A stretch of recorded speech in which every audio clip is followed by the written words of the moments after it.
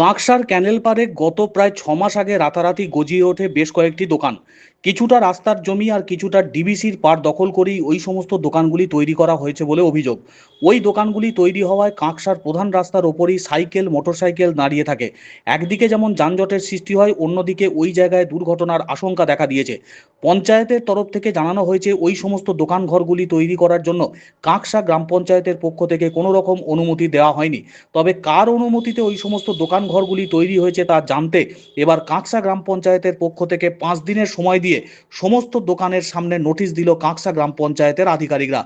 কাঁকসা গ্রাম পঞ্চায়েতের প্রধান সুমনা সাহা জানিয়েছেন, ওই সমস্ত দোকানগুলি তৈরি করার জন্য কাঁকসা গ্রাম পঞ্চায়েতের পক্ষ থেকে কোনো রকম অনুমতি দেওয়া হয়নি। বিনা অনুমতিতেই বেআইনিভাবে দোকান ঘরগুলি নির্মাণ করা হয়েছে। দোকান ঘরের মালিকের কাছে কোনো রকম বৈধ নথি আছে কিনা তা জানতেই প্রশাসনের পক্ষ থেকে তাদের নোটিশ করা হয়েছে। 5 দিনের মধ্যে তারা জবাব দিতে না পারলে ওই সমস্ত দোকান ঘরের মালিকদের বিরুদ্ধে আইনানুগ ব্যবস্থা গ্রহণ করা হবে বলে তিনি জানিয়েছেন।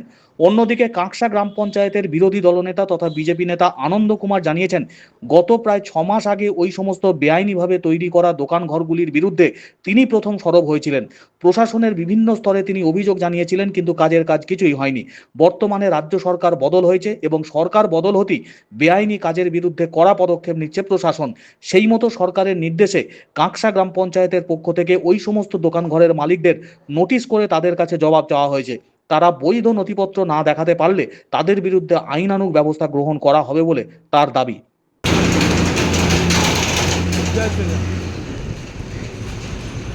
আচ্ছা করে হ্যাঁ ঘরে ঘুরতে গেছি।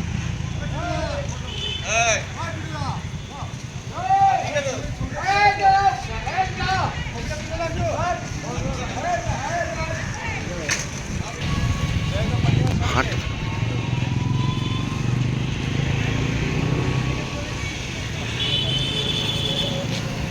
বাস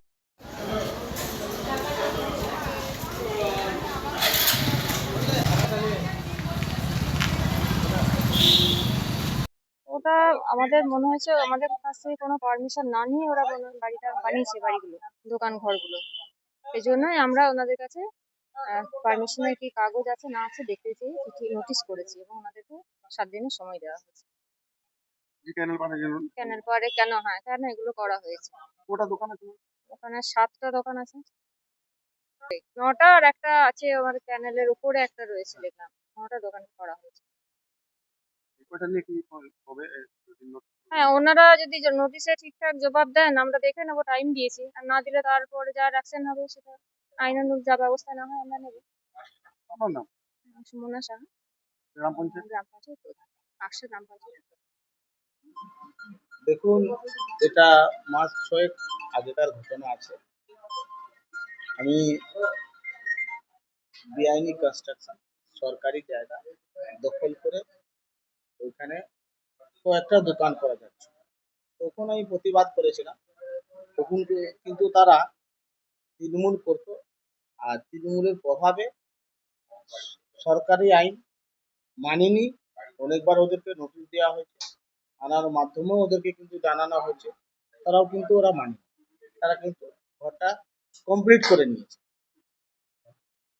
এবারে এখন সেই সরকার, আমাদের গ্রাম পঞ্চায়েত ওইটাকে আবার নোটিশ করেছে, তাদেরকে ডেকে পাঠানো হয়েছে। তাদের যদি কোনো কাগজ থাকে, সঠিক কাগজ থাকে, তারা গ্রাম পঞ্চায়েতকে দেখাবে, আর যদি না থাকে গ্রাম পঞ্চায়েত পরবর্তী স্টেপ নেবে। কি স্টেপ হতে পারে এটা? দেখুন, জেনারেলি যদি যে কোনো গ্রাম পঞ্চায়েতে বেআইনি ভাবে যদি কেউ সরকারি জায়গা দখল করে যদি করে, এটা তো সরকার ওটা রাখে না, ওটা ডিমোলাইজ করে, তার মানে এটা ভাঙছে। সম্ভবত যদি তারা সঠিক কাগজ না দেখাতে পারে তাহলে ওটা, এটা নিয়ে প্রশাসন কি বলবে? প্রশাসন নিজের কাজ করবে। প্রশাসন তো এখন তো আইনের শাসন হবে। এর আগে যে তৃণমূল সরকার ছিল আপনারা জানেন, তো আইনের সরকার ছিল না, শাসনের সরকার। এবার কিন্তু এটা আইনের সরকার, এটা আপনারা চোখে দেখতে পাবেন। আনন্দ কুমার, পঞ্চায়েত সদস্য, কাঁকসা গ্রাম পঞ্চায়েত।